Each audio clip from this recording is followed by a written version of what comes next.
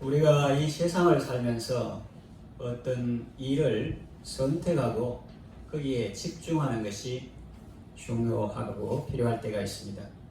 글을 쓸 때에도 군더더기 없이 적절한 내용으로 깔끔하게 써야 그 글이 아름답고 또 사람들의 공감을 불러일으킵니다. 우리의 몸도 군살 없이 다부진 체형을 만들면 건강에도 좋고 삶의 질도 높일 수 있습니다. 아름다운 삶을 살고 자신이 추구하는 목표를 이루는 삶을 살려면 곁가지를 제해야 합니다. 그리고 중요한 것을 살려야 합니다. 신앙생활에도 마찬가지입니다. 우리가 예수님을 주로 고백하고 섬길 때 성령님께서 각자에게 영적인 선물을 주십니다. 그것을 성령의 은사, 기프트라고 합니다. 고린도 교회는 다양한 영적 은사와 복을 받았습니다. 예언의 은사도 있었고 방언의 은사도 있었고 통역의 은사도 있었습니다.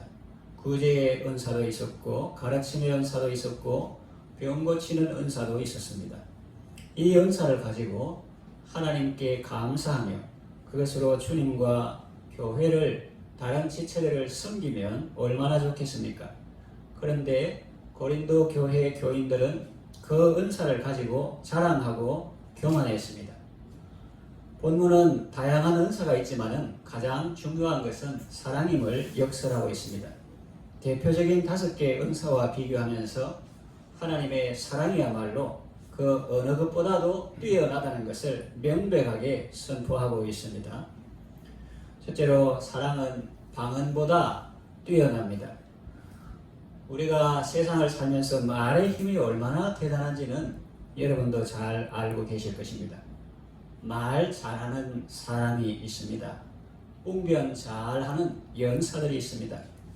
역사적으로 보면 데모스테네스나 소포클레스, 유리피데스 등 달변가들은 시대의 우상이었습니다. 또 중세시대에 베르나르의 말은 십자군을 일으켰고 또 패트릭 헨리의 연설은 미국의 자유를 얻는 데 중요한 공헌을 했습니다.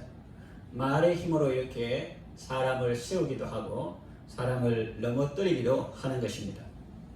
그러나 하나님의 사랑에 빠진 말은 소음에 불과합니다.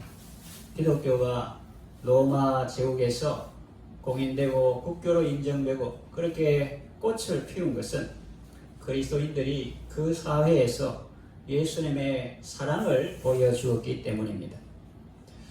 유명한 아프리카 선교사가 있는데 그 오지에 가서 평생을 헌신하고 그인들과 함께 선 데이비드 리빙스턴 선교사님이 있는데 그분에 대해서 아프리카 사람들이 한 말이 있습니다. 우리는 그 리빙스턴 선교사님이 하시는 말씀을 늘 알아들을 수 있는 것은 아니었지만 그분이 말할 때마다 우리는 그 속에서 사랑을 느꼈다. 그렇게 했습니다. 이처럼 사랑에는 언어의 장벽을 뛰어넘어서 상대의 마음에 가닿을 수 있는 놀라운 힘이 있습니다. 우리가 평생 말을 배우고 또 조리 있게 또 설득력 있게 하는 훈련을 하고 또 학생들은 의학 공부를 하는데 그 공부 열심히 하는 것 좋습니다. 학생들은 외국어를 열심히 배우는 것이 좋습니다. 그와 함께 사랑의 마음을 달라고 기도하십시오. 늘 사랑의 사람이 되게 해달라고 구하십시오. 그것은 어떤 의학 공부보다 더 중요한 것이고 말의 알맹이와도 같은 것입니다. 사랑은 방언보다 뛰어나다고 말씀합니다. 두 번째, 사랑은 예언보다 뛰어납니다. 예언은 하나님의 진리를 대언하는 것입니다. 또 앞날에 될 일을 미리 말하는 것입니다.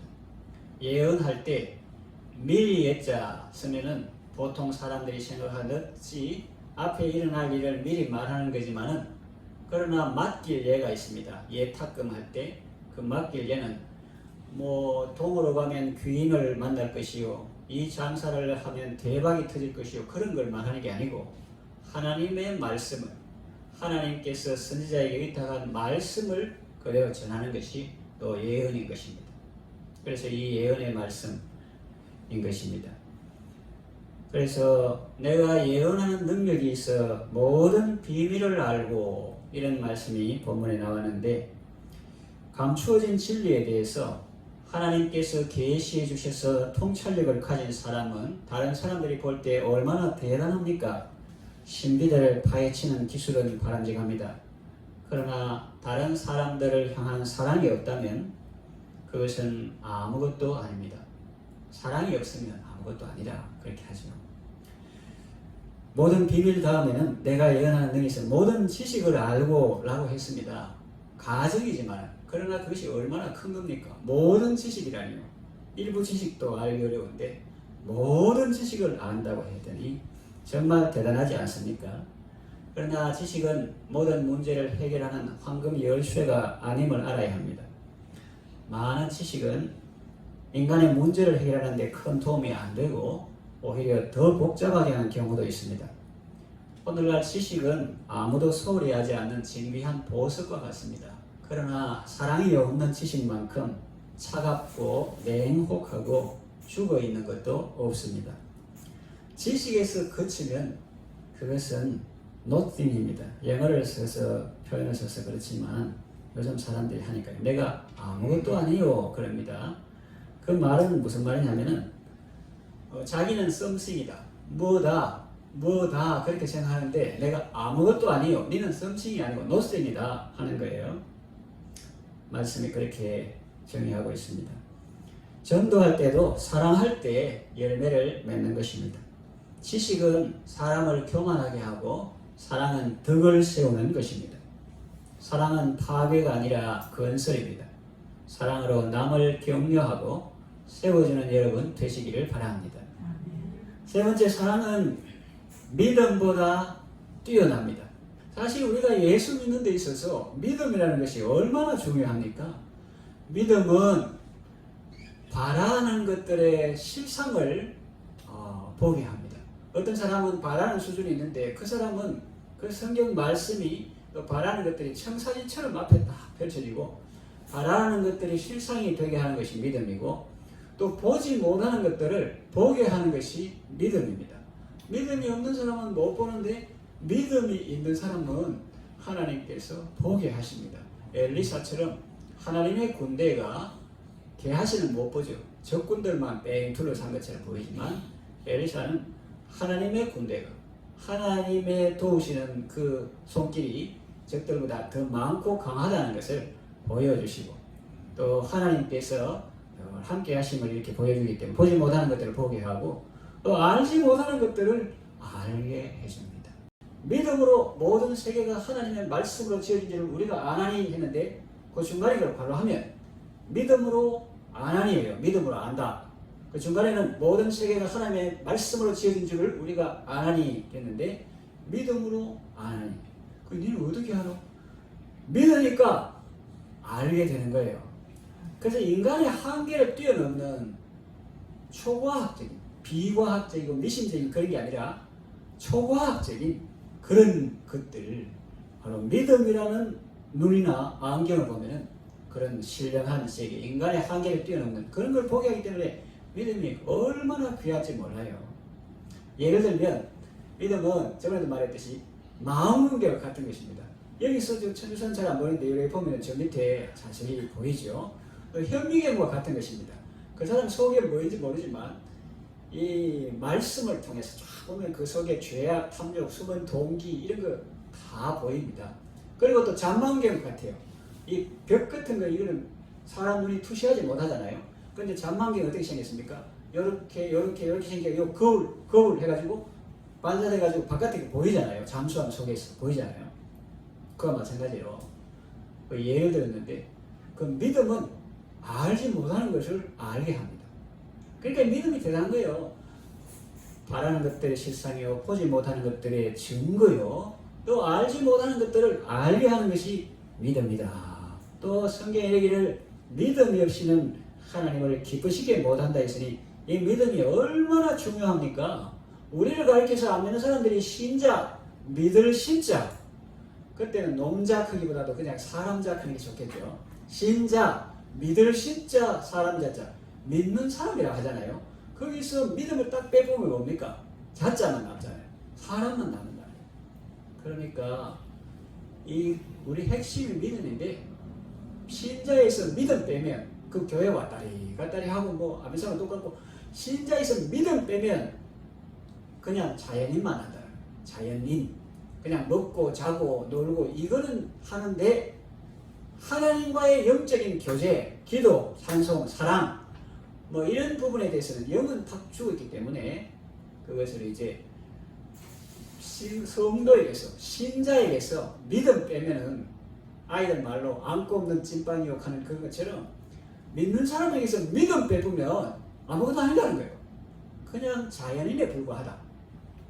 먹고 자고 일하고 놀고 그거지 생명 있는 사람은 아니다. 지금 말하는 것은 신자의 핵심이 믿음이라는 거죠. 그만큼 이 믿음이 우리의 신앙생활에서 중요하다는 말입니다. 믿음이 중요합니다. 그런데 그 믿음에도 사랑이 없다면 그는 nothing이라는 것입니다. 산을 옮길 만한 믿음이 있을지라도 사랑이 없으면 내가 아무것도 아니요 하는 영어가 nothing인 것입니다. 믿음이 산꼭대기 가면 사랑은 기초지반입니다. 사랑이 없으면 믿음이 자랄 수가 없습니다. 또 존재할 수도 없습니다. 그러므로 사랑은 믿음에 활활 불을 붙여줄 감추어진 해답인 것입니다. 사람은 자꾸 이분법을 써서 믿음 따로 사랑 따로 이렇게 하는데 사실은 그 사랑이 살아있는 사랑이 되고 계속적으로 불을 활활 타오르게 지필 연료가 되는 것이 바로 믿음인 것입니다. 또 그 믿음을 정말로 살아있는 믿음으로 만들게 하는 것이 바로 하나님의 참 사랑인 것입니다. 그 믿음 좋다고 하는데 그런 것은 뭐 성경 몇 장 읽었냐, 기도 몇 시간 했냐, 그게 안 중요하다는 게 아닙니다. 그것이 이제 삶의 사랑의 열매로 나타나는 건 괜찮은데 그런 열매가 아니고 그 자체만 가지고는 뭐 사랑도 안 하고 아무것도 안 하고 그냥 그것만 한다. 그거는 좀 생각해 봐야 되는 거예요. 그러니까 성경 많이 읽고 기도 누구보다 많이 한다고 하면서 교회 안에 덕을 세우지 못하고 자꾸 말을 만들고 다른 사람을 비판하고 그런 믿음은 건강한 믿음이 아니다. 건강한 믿음은 그 사랑으로 충만해가지고 목원들이나 전도 대상자나 교회 연약한 지체들을 위해서 예수님의 사랑으로 기도하고 중보하고 그 사람들을 살리기 위해서 해산의 수고를 아끼지 않는 그것이 참된 믿음이다. 그렇게 말씀하고 있는 것입니다. 우리를 살게 하고 우리를 자라게 하는 것은 하나님의 사랑입니다. 이 사랑이 없다면 우리는 하루라도 살 수 없습니다. 그리고 우리에게 이 사랑이 없다면 죽어가는 세상에 줄 수 있는 것은 죽어버린 믿음의 무력함 뿐일 것입니다. 산 믿음, 살리는 믿음은 사랑으로 역사하는 믿음입니다. 믿음인데 역사한다, 워킹한다, 뭘로? 사랑으로 이렇게 일한다는 거죠. 그래서 사랑은 믿음도 중요하지만 사랑은 믿음보다 뛰어나고 또 믿음의 핵심 요소다 하는 거죠. 그리고 네 번째, 사랑은 구제보다 뛰어납니다. 요즘처럼 살기 어려운 세상에 자기 한 몸 추석이 어려운데 남을 생각하고 배려하고 구제한다는 것은 쉬운 일이 아니지요. 가난한 사람을 도와준 경험은 누구에게나 있을 것입니다. 그러나 도와줄 때 모두 다 진정 사랑하는 마음으로 도와줄까요? 그렇지 않은 경우도 있을 것입니다. 진정한 사랑이 없이 그저 의심 때문에 도와주고 또 체면 때문에 혹은 귀찮아서 주는 경우도 있을 것입니다. 어떤 사람들은 사진 찍고 홍보하기 위해서 구제하는 것 같기도 합니다. 왜냐하면 구제하는 조건으로 그걸 내세우니까요. 초대교회 성도들의 생활은 지체에게 자신을 주는 것이었습니다. 물건을 서로 통용했습니다. 버나드 메이어는 이런 말을 했습니다. 예수님의 사랑이라는 것은 가난한 사람을 뒷문으로 불러서 한덩이 주는 것이 아니라 그를 불러서 함께 먹게 하는 것이다 라고 했습니다. 하나님의 사랑이 동기가 되지 않는다면 우리는 다 바리새인같이 될 것입니다. 구제할 때 나팔을 부는 자는 상을 이미 다 받았다고 말씀하셨습니다. 그러므로 다른 사람에게 얼마만큼 주느냐보다 더 중요한 것은 어떻게 주느냐 하는 것입니다. 사랑 없이도 줄 수는 있지만 주지 않고는 사랑할 수 없다. 그런 말이 있죠. 그러니 여러분들은 사랑으로 구제하고 사랑으로 봉사하는 여러분 되시기를 바랍니다. 구제가 귀한 것이지만 사랑이 없다면 그것은 자기에게 아무 유익이 없다고 성경은 말씀합니다. 사랑은 구제의 핵심 요소요. 구제를 의미 있게 하고 그 구제를 빛나게 하는 것입니다. 사랑은 구제보다 뛰어납니다. 구제도 좋지만 사랑 없으면 그것은 아무것도 아닙니다. 구제할 때 꼭 사랑의 마음으로 하시기를 바랍니다. 다섯째, 사랑은 순교보다 뛰어납니다. 3절 하반절에 보면 또 내가 내 몸을 불사르게 내어줄지라도 사랑이 없으면 내게 아무 유익이 없느니라 그랬습니다. 여러분 전부 다 자기 몸을 잘 보호하고 또 가족을 생명을 재산을 지키려고 힘쓰는 것은 인지상정인데 어떤 대의를 위해서 자기 몸을 불사르게 내어준다. 이거 아무나 할 수 있는 일이 아니겠죠. 특별히 순교는 아무나 할 수 있는 것이 아니죠. 그런데 놀라운 사실은 그런 순교 가운데서도 하나님의 참사랑이 동기가 아닌 것도 있다는 것입니다. 9.11 테러범들을 보십시오. 그들은 성전, 홀리고 거룩한 전쟁을 한다고 하고 자신들을 순교자라고 생각합니다. 그러나 그들 때문에 얼마나 많은 사람들이 목숨을 잃었습니까? 얼마나 많은 사람들을 슬프게 했습니까? 그리스도인들에게는 해당이 안 될까요? 아닙니다. 오늘 본문 말씀은 또 모든 성경 말씀은 바로 나에게 주시는 말씀이요 우리에게 주시는 말씀이 아니겠습니까? 내 몸을 불사르게 내어줄지라도 다른 말로 하면은 화형을 당한다 해도 사랑이 없으면 내게 아무 유익이 없다고 말씀합니다.